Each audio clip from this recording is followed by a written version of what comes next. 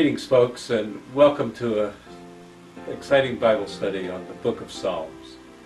We're going to spend the next 7, 8, whatever number of sessions you have planned, and obviously we can't cover the Psalms in a lot of depth, but we can get an overview of the Psalms. We can spend our time exploring the Psalms, and in a couple of sessions even begin to think like a psalmist, or if you're so courageous, even write like a psalmist, as we have a chance to write some of our own psalms.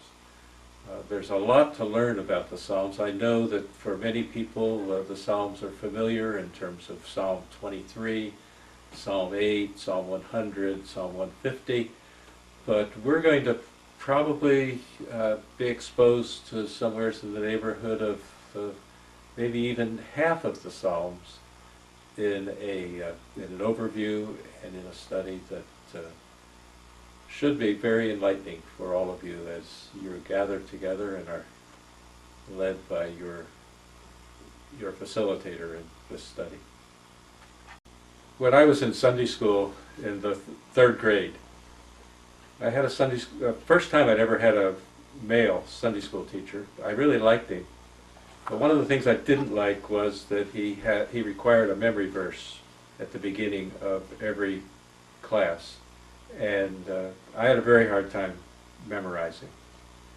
And those who did a good job memorizing, they ended up getting a Bible as the prize.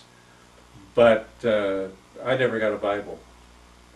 And my aunt and uncle, I guess, learned about that. My uncle was a Presbyterian pastor.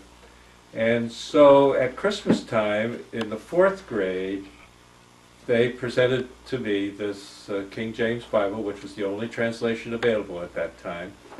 So Christmas 1944, from Aunt Ruth and Uncle Wayne, I received this Bible, and I never really read it very much because I had a hard time understanding it in the King James English. And so when I was in high school, I remember our Sunday school teacher being very excited when the Revised Standard Version Bible came out, and he shared it with us in our high school class, and he was so excited.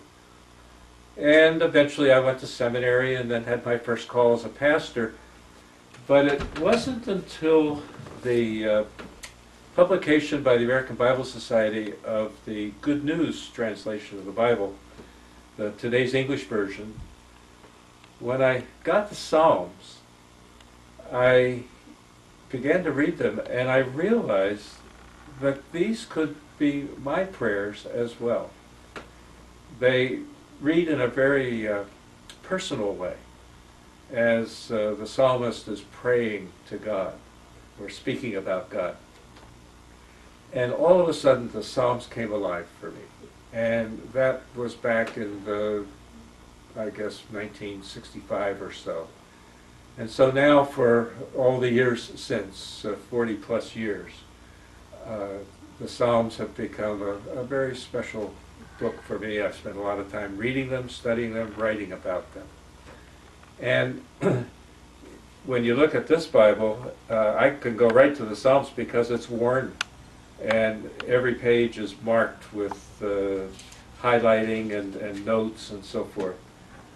The course that you're going to be studying, or are in the midst of studying, I wrote at a time when my mother was critically ill. She was in the hospital. It was the week before Thanksgiving.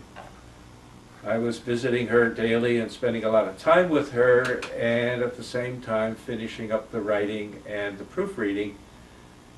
And on Thanksgiving Eve, the whole day I spent at her side, holding her hands. She was in and out of consciousness. And when she would come to consciousness, I would say, "Would you like me to read a psalm?" And she would nod her head, and I would read a psalm. And I would continue proofreading. And I don't know how many psalms I read to her that day, but a number of them. And that night she died. So you'll see in the dedication page that the course is dedicated in the memory of Rhoda Cranston Griggs. When I was sharing this course with a group one time, somebody asked me, tell me about your mother. It's dedicated to your mother, and I told her the story that I've just shared with you, that I was with her when she died, proofreading this. And the day after Thanksgiving, I put the finished product in the mail and sent it off. And the friend that I shared this with said, "Isn't that wonderful? Your mother took the Psalms to heaven with her." And truly, I believe she did.